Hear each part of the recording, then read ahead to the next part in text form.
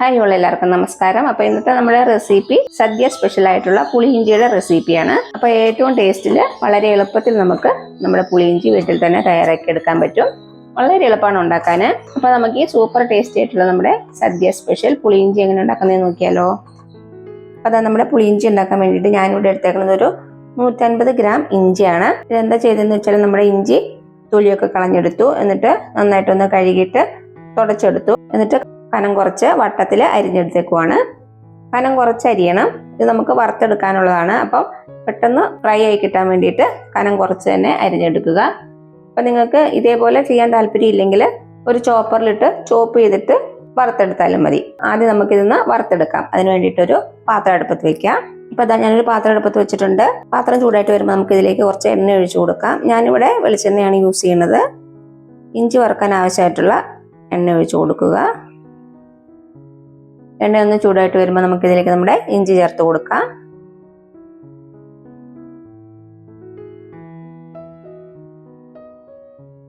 ഇപ്പൊ തീ ഹൈ ഫ്ലെയിമിൽ വെക്കാം. ഇഞ്ചിയുടെ കളറൊക്കെ ചെറുതായിട്ടൊന്ന് ചേഞ്ച് ആകുമ്പോൾ നമുക്ക് തീ കുറച്ച് വെച്ചാൽ മതി. പെട്ടെന്ന് തന്നെ ഫ്രൈ ആയിട്ട് വരും. ഒത്തിരി ടൈം ഒന്നും എടുക്കുകയില്ല.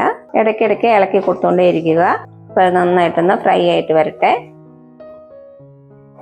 അതുവരെ നമുക്ക് വെയിറ്റ് ചെയ്യാം. അപ്പം നമ്മുടെ ഇഞ്ചി ഫ്രൈ ആയിട്ട് വരുന്ന സമയം കൊണ്ട് നമുക്ക് കുറച്ച് പുളിയൊക്കെ ഒന്ന് വെള്ളത്തിലിട്ട് വയ്ക്കണം. പുളി ഞാനിവിടെ എടുത്തേക്കുന്നത് ഒരു വലിയ നാരങ്ങ വലിപ്പത്തിലുള്ള പുളിയാണ്. ഇതിന്റെ അളവെന്ന് പറയുന്നത് കൃത്യമായിട്ട് പറയാൻ പറ്റൂല. നമുക്ക് ടേസ്റ്റ് ചെയ്ത് നോക്കിയിട്ട് അതിനനുസരിച്ച് വേണം ഇതിലേക്ക് ഒഴിച്ചു കൊടുക്കാൻ വേണ്ടിയിട്ട്. ഇതൊന്ന് നന്നായിട്ട് കഴുകിയിട്ട് നമുക്ക് കുറച്ച് ചൂടുവെള്ളത്തിലൊന്ന് കുതിർക്കാൻ വെക്കാം. ചൂടുവെള്ളം ഒഴിച്ചു കൊടുക്കുക. ഞാനിവിടെ ഒരു 1.5 കപ്പോളം വെള്ളം ഒഴിച്ചു കൊടുക്കുന്നുണ്ട്. ഒത്തിരി ചൂടുവെള്ളം വേണ്ട, ഇളം ചൂടുവെള്ളം. നന്നായിട്ടൊന്ന് കുതിർന്ന് വരട്ടെ. ഇനി നമുക്ക് കുറച്ച് ശർക്കര പാനി ഉണ്ടാക്കി വെക്കണം. അതിന് വേണ്ടിയിട്ട് ഞാനിവിടെ എടുത്തേക്കുന്നത് 150 ഗ്രാമോളം ശർക്കര തന്നെയാണ്. ഇഞ്ചി എന്തോരം എടുത്തോ അത്ര അളവിൽ ശർക്കര എടുത്തിട്ടുണ്ട്. ഇതിന്റെ അളവും നമുക്ക് മാറ്റം വരുത്താം. നിങ്ങൾക്ക് എന്തോരം മധുരം വേണോ അതിനനുസരിച്ച് കൂട്ടുകയോ കുറയ്ക്കുകയോ ചെയ്യാം. ഇത് നമുക്കൊരു പാത്രത്തിലേക്ക് ഇട്ട് കൊടുത്തിട്ട് ഒന്ന് പാനിയാക്കി എടുക്കാം. എന്നിട്ട് അരിച്ചെടുക്കണം. എന്തെങ്കിലും അഴുക്കുണ്ടെങ്കിൽ പോകാൻ വേണ്ടിയിട്ടാണ്. ഒരു 1/4 കപ്പ് വെള്ളം കൂടി ഒഴിച്ചു കൊടുത്തിട്ട് നമ്മുടെ ശർക്കര നന്നായിട്ടൊന്ന് മെൽറ്റാക്കി എടുക്കുക. ഇപ്പം അതാ നോക്കി നമ്മുടെ ഇഞ്ചി ചെറുതായിട്ട് കളറൊക്കെ ചേഞ്ച് ആയിട്ട് വന്നിട്ടുണ്ട്. ഇനി തീ കുറച്ചിടുക. ഇനി തീ കൂട്ടി വെച്ചാൽ ഇഞ്ചി പെട്ടെന്ന് അങ്ങ് കരിഞ്ഞു പോകും. ഇഞ്ചി കരിഞ്ഞു പോകാൻ പാടില്ല. കരിഞ്ഞു പോയാൽ ഇതിൻ്റെ ടേസ്റ്റേ മാറിപ്പോകും. അത് കാരണം കരിഞ്ഞു പോകാതെ നല്ല ക്രിസ്പി ആയിട്ടൊന്ന് വറുത്തെടുക്കുക. ഞാനിപ്പോൾ തീ കുറച്ച് വെച്ചു. നമുക്കിത് ഇളക്കുമ്പോൾ തന്നെ മനസ്സിലാകും റെഡിയാകുമ്പോൾ.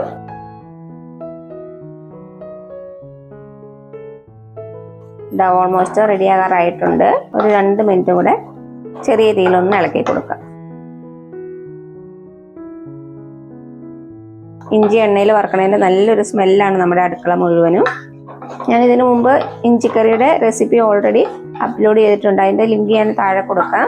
അപ്പോൾ സദ്യക്കൊക്കെ ഇഞ്ചിക്കറി ഉണ്ടാക്കുന്നവർ ആ റെസിപ്പി നോക്കി ഒന്ന് ട്രൈ ചെയ്ത് നോക്കുക. നല്ല പെർഫെക്റ്റ് ആയിട്ടുള്ള ഇഞ്ചിക്കറിയാണ്. ഇപ്പോൾ അതാ നോക്കി നമ്മുടെ ഇഞ്ചിയൊക്കെ നന്നായിട്ട് ഫ്രൈ ആയിട്ട് വന്നിട്ടുണ്ട്. നല്ല ക്രിസ്പി ആയിട്ടുണ്ട്. ഇത്രയും മതി. ഇനി നമുക്ക് ഒരു പാത്രത്തിലേക്ക് മാറ്റാം. ഈ എണ്ണ ഇനി കളയരുത്. ഈ എണ്ണയിൽ തന്നെയാണ് നമ്മൾ ഇനി അടുത്ത കാര്യങ്ങളൊക്കെ ചെയ്യേണ്ടത്. നമ്മുടെ ഇഞ്ചിയുടെ എല്ലാ ഫ്ലേവറും ഈ എണ്ണയിൽ ഇറങ്ങിയിട്ടുണ്ടല്ലോ. അപ്പോൾ ഇത് കളയരുത്. അപ്പോൾ അതാ നമ്മുടെ ഇഞ്ചി ഒരു പാത്രത്തിലേക്ക് മാറ്റിയിട്ടുണ്ട്. ഇനി ഇത് ചൂടാറിയിട്ട് നമുക്ക് നന്നായിട്ടൊന്ന് പൊടിച്ചെടുക്കണം. മിക്സി ബൗളിലിട്ടാണ് പൊടിച്ചെടുക്കുന്നത്. അപ്പോൾ ഇതൊന്ന് ചൂടാറുന്നവരെ വെയിറ്റ് ചെയ്യാം. അപ്പോൾ അതാ നമ്മുടെ പുളി നന്നായിട്ട് കുതിർന്ന് വന്നിട്ടുണ്ട്. ഇത് നന്നായിട്ട് പിഴിഞ്ഞ് നമുക്ക് അരിച്ചെടുത്ത് മാറ്റി വയ്ക്കാം.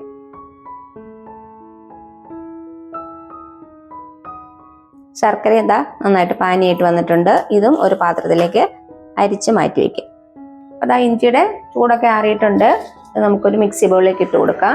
എന്നിട്ട് നന്നായിട്ടൊന്ന് പൊടിച്ചെടുക്കാം. അപ്പം ഞാനിത് പൊടിച്ചെടുത്തിട്ട് വരാം. അപ്പോൾ അതാ നമ്മുടെ ഇഞ്ചി നന്നായിട്ട് പൊടിച്ചെടുത്തിട്ട് വന്നിട്ടുണ്ട്. ഇതിവിടെ ഇരിക്കട്ടെ. ഞാൻ വീണ്ടും നമ്മുടെ പാത്രം ചൂടാക്കാൻ വെച്ചിട്ടുണ്ട്. നമ്മൾ ഇഞ്ചി വറുത്ത അതേ എണ്ണ തന്നെയാണ് എടുത്തേക്കണത്. എണ്ണ ചൂടായിട്ട് വരുമ്പോൾ നമുക്ക് ഇതിലേക്ക് 1 ടീസ്പൂൺ കടുക് ഇട്ട് കൊടുക്കാം. കൂട്ടത്തിൽ ഒരു നുള്ള് ഉലുവയും കൂടെ ചേർക്കുന്നുണ്ട്. കടുകും ഉലുവയും പൊട്ടി വരുമ്പോൾ 2 വറ്റൽമുളക്, പിന്നെ ചേർത്ത് കൊടുക്കുന്നത് 2 ചെറിയുള്ളി ചെറുതായിട്ട് അരിഞ്ഞത്, 2 പച്ചമുളക് ചെറുതായിട്ട് അരിഞ്ഞത്, കുറച്ച് കറിവേപ്പില. ഇത് നന്നായിട്ടൊന്ന് മൂപ്പിച്ചെടുക്കണം. നമ്മുടെ ചെറിയുള്ളിയും അതേപോലെ തന്നെ പച്ചമുളകും നന്നായിട്ടൊന്ന് മൂത്ത് വരണം. നല്ലൊരു ഗോൾഡൻ കളർ ആകണം. ഈ മീഡിയം ഫ്ലെയിമിലാണ് ഇട്ടേക്കണത്.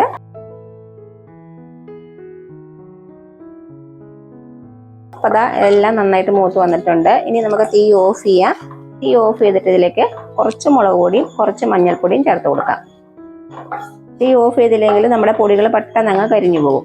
എണ്ണയുടെ ചൂട് ചെറുതായിട്ടൊന്ന് കുറയുമ്പോൾ നമുക്കിതിലേക്ക് പൊടികൾ ചേർത്താൽ മതി. 1/2 ടീസ്പൂൺ മുളക് പൊടിയാണ് ചേർത്ത് കൊടുക്കുന്നത്. പിന്നെ ഒരു 2 നുള്ള മഞ്ഞൾപ്പൊടി. എണ്ണയ്ക്ക് ഇപ്പോഴും അത്യാവശ്യം നല്ല ചൂടുണ്ട്. അപ്പോൾ ആ ചൂടിൽ കിടന്ന് നമ്മുടെ പൊടികളുടെ പച്ചച്ചുവയൊക്കെ നന്നായിട്ട് മാറിക്കോളും. ഇനി നമുക്ക് തീ കത്തിച്ചു കൊടുക്കാം. ഇതിലേക്ക് നമ്മുടെ പുളിവെള്ളം ചേർത്ത് കൊടുക്കാം.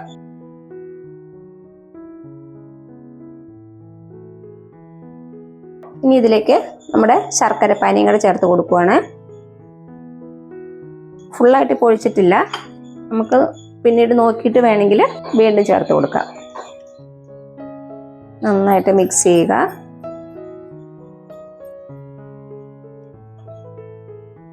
ഇതിലേക്ക് ഒരു 1/4 ടീസ്പൂൺ കായപ്പൊടിയും കൂടെ ചേർത്ത് കൊടുക്കാം.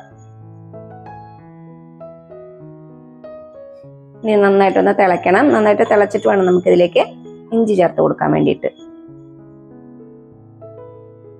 അപ്പോൾ ദാ ഇത് നന്നായിട്ട് തിളയ്ക്കാൻ തുടങ്ങിയിട്ടുണ്ട്. ഇതിലേക്ക് നമ്മുടെ ഇഞ്ചി പൊടിച്ചത് ചേർത്ത് കൊടുക്കാം. നന്നായിട്ടൊന്ന് മിക്സ് ചെയ്യുക. ഇഞ്ചിയും കൂടെ ചേർത്തിട്ട് നന്നായിട്ട് തിളയ്ക്കാൻ തുടങ്ങിയിട്ടുണ്ട്. ഇനി തീ കുറച്ച് വെക്കുക. ഇനി നമുക്ക് കുറച്ച് കുറുക്കിയെടുക്കണം. തീ കൂട്ടി വെക്കരുത്, ചെറിയ ഫ്ലെയിമിൽ വെച്ചിട്ട് വേണം നമുക്കിത് കുറുക്കിയെടുക്കാൻ വേണ്ടിയിട്ട്. ലോ ഫ്ലെയിമിൽ വെച്ച് ഒരു 10-15 മിനിറ്റ് നമുക്കിത് തിളപ്പിക്കാം. ഇടയ്ക്ക് തുറന്ന് ഇളക്കി കൊടുക്കാൻ മറക്കരുത്. ഇപ്പോൾ നോക്കിയേ, നമ്മുടെ പുളിയിഞ്ചി അത്യാവശ്യം നന്നായിട്ട് കുറുകി വന്നിട്ടുണ്ട്.